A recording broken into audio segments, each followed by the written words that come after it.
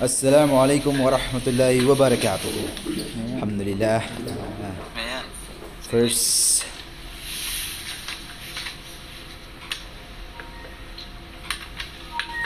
First check up ng ating baby hen. Nandito tayo sa Saudi German Hospital ng Kingdom Saudi Arabia. Dito tayo unang magpapa-check up ng ating wifi para sa kanyang check ng gender ng baby. Ayan, charan sa OB-GYN clinic niya sa second floor ng German. Linis ng paligid nila dito, mashallah. Then ito yung pinakang OB nila sa second floor. Ito sa German. At ito na, finally ready to X-ray pala for check the gender ng ating bibihan. Dito tayo ngayon, medyo excited tayo. Iba yung pakiramdam natin na malaman natin yung gender ng ating first born. Mashallah. Let's check. Newborn na pati na sabi ko, super siguro super excited lang ako sa pag ultrasounds ng bibihan natin. At ito na, mashallah, titingnan na ng doktora para silipin ng kanyang gender. Although second una sinabi na rin din, ito yung pinaka finalize na talagang confirm. Alhamdulillah, yung dua natin is it's a boy. Allahu Akbar, it's a boy, it's a baby boy. Mashallah, it's a boy. High tech na rin kasi ngayon. Dati sa amin wala naman, nung panahon namin ng 90s, hindi ako umabot sa ganito na pag ultrasound. Hanggang sa mailabas na lang ako dito sa mundo. Ngayon high tech na, kailangan mong ipa-ultrasounds para at least alam mo na agad yung gender, hindi ka napahula-hula. At alhamdulillah, first baby natin is dito siya mumulat sa pinagmulan din ng mga propeta dito sa gitnang silangan. Mashallah.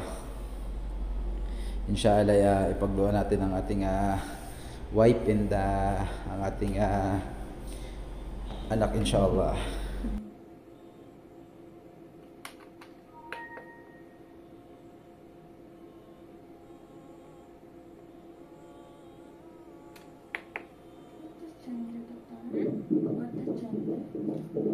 Ngayon, saglit. Ang lakas-lakas ng niya. Ang lakas-lakas ng heartbeat niya. Ang lakas-lakas ng paghinga ng baby. Mashallah. Grabe talaga ang high-tech na computer ngayon. No need to hula-hula na. Ayan. Ang galing naman ng doktora na to. Pindot-pindot lang siya.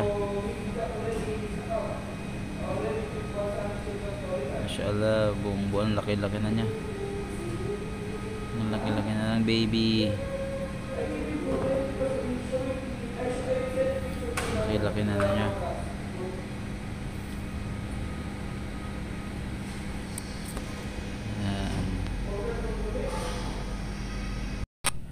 Yung feeling na maging isang tatay na tayo, ito yung pinaka excitement na, alam mo ba yung na malaman mo na magkakaanak ka na din, na eksakto pa dun sa panalangin mo na gustong gusto syempre nang unang maging anak.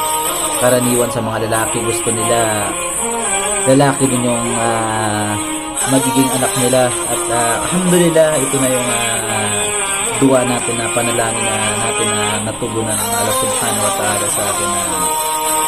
Ayan, mashallah, is confirmed baby boy talaga siya in 99.9%. Alhamdulillah. At buo na rin siya. Meron rin rin siyang spinal cord na umabot na siya ng 6 months inshallah ay lalabas na siya ng Ramadan. Alhamdulillah sa Ramadan. Inshallah ay ang dua ko sa unang maging anak ko ay sana ay maging sunurin siya at mamuhay dito sa mundo ng tagapagpalaganap ng katuruan ng pananampalatayang Islam hanggang sa waldunya o akhirah dito sa mundo at kabilang buhay inshallah na gawin ng Allah subhanahu wa ta'ala na tagapagpalaganap siya ng kabutihan at tagapaggabay sa kanyang mga bunso at siya ang magtuturo sa kanyang kaliit-liitan na mga kapatid. Kaya inshallah ay ang dua ko sa anak ko ay maging inshallah maging masunurin na anak katulad ni Ismail alayhis salam, kaya propeta Abraham na handang ialay yung kanyang buhay para sa pagsunod sa kanyang ama sa wahyo, sa revelation kay Abraham na hindi sumaway sa tagapaglikha na inutos ng Allah subhanahu wa ta'ala na bigyan ng pagsubok si Abraham upang nagduwa si Abraham sa kanyang tagapaglikha na si Allah subhanahu wa ta'ala na bigyan ng lahi ng anak, at ito na nga binigay ng Allah subhanahu wa ta'ala at pinagkaluban ng anak.